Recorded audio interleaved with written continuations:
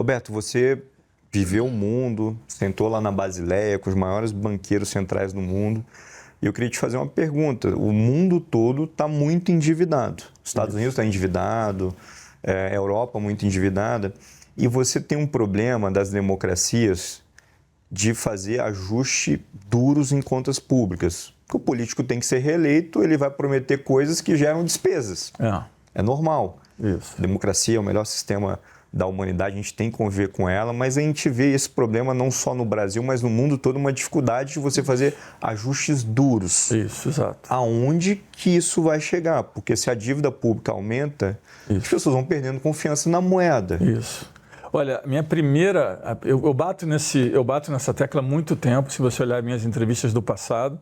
Eu me lembro que uma vez eu fiz uma entrevista na reunião do FMI de Marrakech, onde o meu principal ponto era o mundo está super endividado e que se a gente não fizer uma coisa coletivamente em relação ao tema da dívida, a gente tem um problema duplo, um problema de um risco maior de uma crise de dívida global e também a forma como nós estávamos solucionando o problema da dívida nos coloca, vamos dizer assim, no ciclo vicioso. Por quê?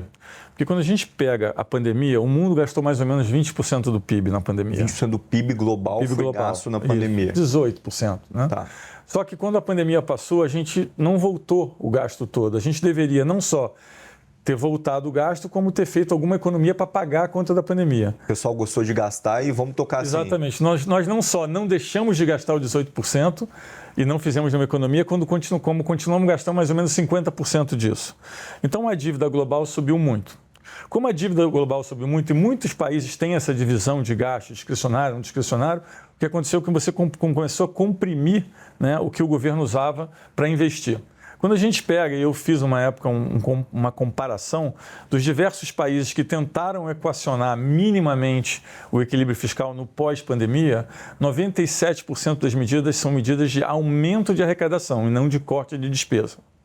Mas aí tem um outro problema, Fula, porque não é só o aumento de arrecadação, é a forma como você faz o aumento de arrecadação. Por exemplo? Por exemplo, como os governos estavam muito preocupados com o pós-pandemia, com o emprego, todas as medidas de aumento de arrecadação, em grande parte, quase 90%, foram feitas em tributação no capital. Em economia, você pode tributar a mão de obra e tributar o capital. Então, grande parte do que foi feito, né, na tentativa de equilibrar com o aumento de receita foi tributar capital. Então, tributa dividendo, tributa capital, estoque de capital, tributa riqueza. Então, ou seja, você desincentiva o empreendedorismo. Isso. O que acontece? Quem está fazendo um setor produtivo, quem está fazendo uma produção, vai usar menos unidades de capital, porque ela está mais caro, e mais unidades de mão de obra. Quando você faz isso, a produtividade tende a cair.